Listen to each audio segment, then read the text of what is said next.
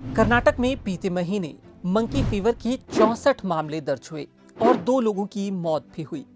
मामले बढ़ते देख सरकार ने फ्री इलाज की घोषणा की है। साथ ही लोगों को सतर्क रहने के लिए भी अपील की है। मंकी फीवर का खतरा उन इलाकों में ज्यादा है जहां बंदर ज्यादा रहते हैं। कर्नाटक के अलावा महाराष्ट्र और गोवा में भी हाल के दिनों में मंकी फीवर के कई मामले देखने को मिले हैं। हर साल जनवरी से मई के बीच इसके मामले तेजी से बढ़ते हैं। इसीलिए कई बार कुछ इलाकों में यह बीमारी इस दौरान एपिडेमिक का रूप ले लेती है।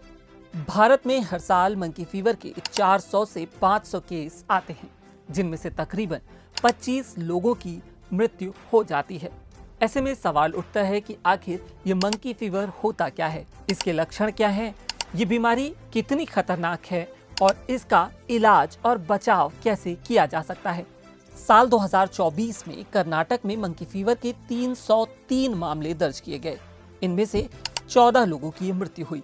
कर्नाटक में कमोबेश हर साल यही हाल रहता है। मंकी फीवर के कारण मौतों का यह आंकड़ा भले आपको कम लग रहा है, पर संक्रमण बढ़े तो यह बेहद घातक भी साबित हो सकता है। इसकी डेथ रेट 3 से 10% के बीच है। मंकी फीवर क्या है?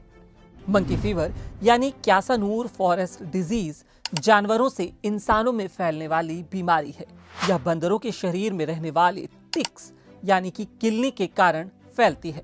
मंकी फीवर के लक्षण क्या हैं?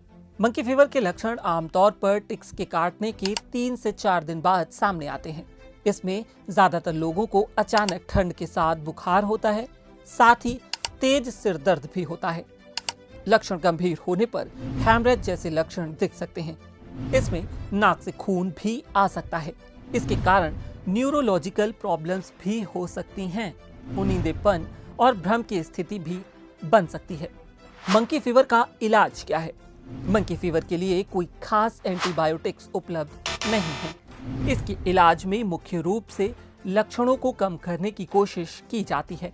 डॉक्टर बुखार और दर्द कम करने के लिए दवाएं देते हैं, साथ ही शरीर को हाइड्रेटेड रखने की सलाह भी देते हैं। इसके लक्षण तेजी से बढ़ते हैं, इसलिए ज्यादातर पेशेंट्स को हॉस्पिटल में एडमिट करके ट्रीटमेंट दिया जाता है।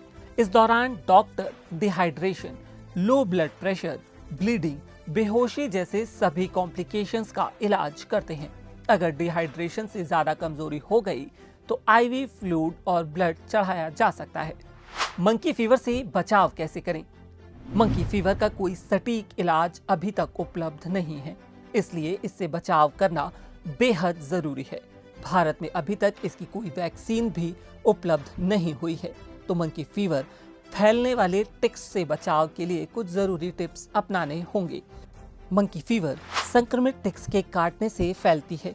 जंगल में रहने वाले ज्यादातर बंदर इस बीमारी से प्रभावित होते हैं। इससे उनके शरीर पर चिपके टिक्स भी संक्रमित हो जाते हैं। ये संक्रमित टिक्स जब उड़कर इंसानों को काटते हैं तब यह वायरस फैलता है। आमतौर पर जंगल में घूमने गए लोग या चरवाहे इस वायरस की चपेट में आ जाते हैं। इसके साथ ही अगर सही समय पर इलाज ना मिले तो मंकी फीवर जानलेवा भी हो सकता है। इसका डेथ रेट भी 3 से 10% तक है। इसलिए अगर आपको जरा सा भी शक है तो डॉक्टर से तुरंत सलाह लें और जल्द से जल्द एडमिट हो सकें। इस वीडियो में इतना ही। देश और दुनिया की बाकी तमाम खबरों के लिए देखते रहिए, पढ़ते रहिए lelurام.com। शुक्रिया।